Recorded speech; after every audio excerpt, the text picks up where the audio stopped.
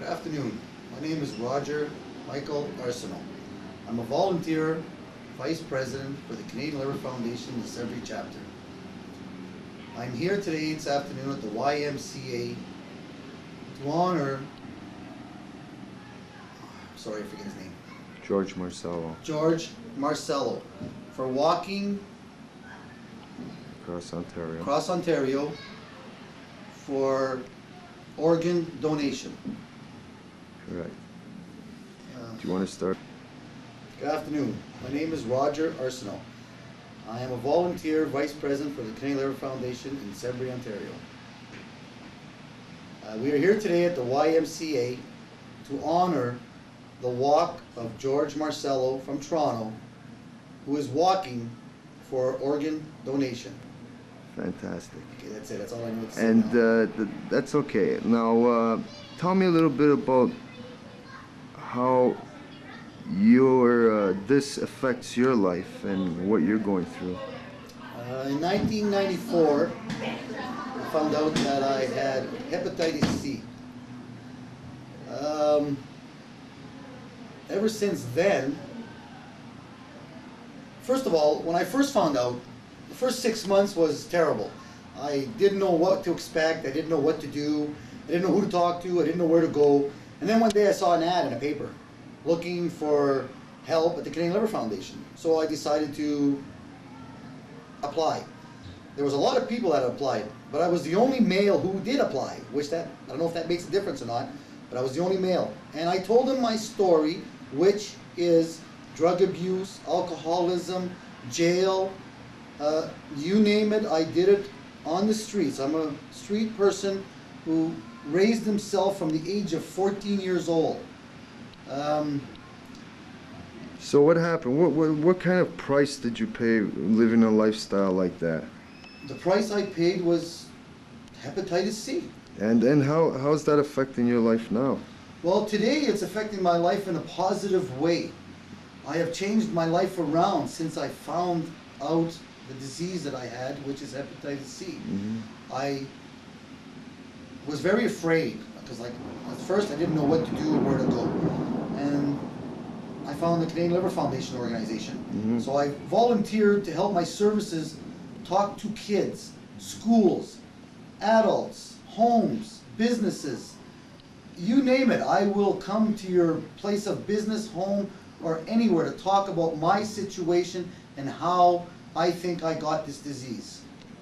Now, the question I'm going to ask you is very simple. If you need a liver, how would you feel that someone in Spain or in other parts of the world would get one quicker than you would here in Canada? How would that make you feel?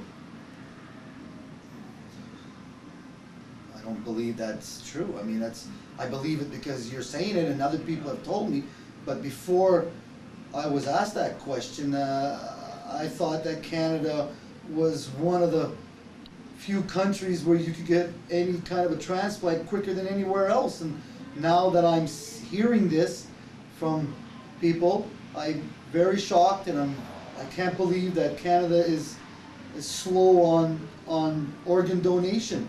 I don't believe the government or any other organization has anything to do with this, because it's up to the people to sign their organ donation cards, driver's license. Go out and sign them. People need organs to live. Without the population of Canada or anywhere else in the world, without the people coming and signing these cards, where are you going to get an organ to live? I'm very shocked that people can tell me that Spain or Portugal or Americans or anywhere else could get a faster organ transplant than we can. It's just amazing when I hear this. And I'm sorry to be the messenger of bad news, but for the last 14 years, Canada's been the second lowest organ transplant country in the world. That's sad. That is very sad. And that's what we're trying to do. How do you feel about what George is doing and how he's addressing this issue? What George is doing is what I only thought. When I found out I had liver problems, I wanted to do something, bike, run, anything like that. What George is doing is fantastic. It's awareness. It's getting the people to realize what is really going on out in this world. And basically, how did you feel about hearing about that little girl, Julie Perot? Oh, that's really sad. I mean, I was like 30 years old, 35 years old when I found out. This girl's only 7. Her life hasn't even started yet. I mean, somebody has to give her a chance. We have to give her a chance. We have to be there. People for the bone marrow have to get in there and get tested to see if they can help this little 7-year-old girl. I feel so sad for her. I heard you talking outside. I heard George talking outside about her. Tears were in my eyes. I just can't believe that a 7-year-old little girl cannot get help the way she should be getting help. Sad. Now, we talked a little bit earlier about the cost of living and waiting for an organ, and then how we don't have funding by the government for people who need organs and are waiting for them. Well, I'm getting into a little bit of politics now. That's right. I'm not really a politic person. You're right. But with all the taxes that we're paying, Yeah. and all the monies that are coming from surplus here and surplus there, and cities have, like towns like Sudbury and Toronto have a little surplus this and surplus that. Well, these surpluses should be, part of it or some of it should be donated to help us. I mean, I found out in '94, I lost my job. You know, I've lost a lot. But now I've regained quite a bit because I have a supporting family.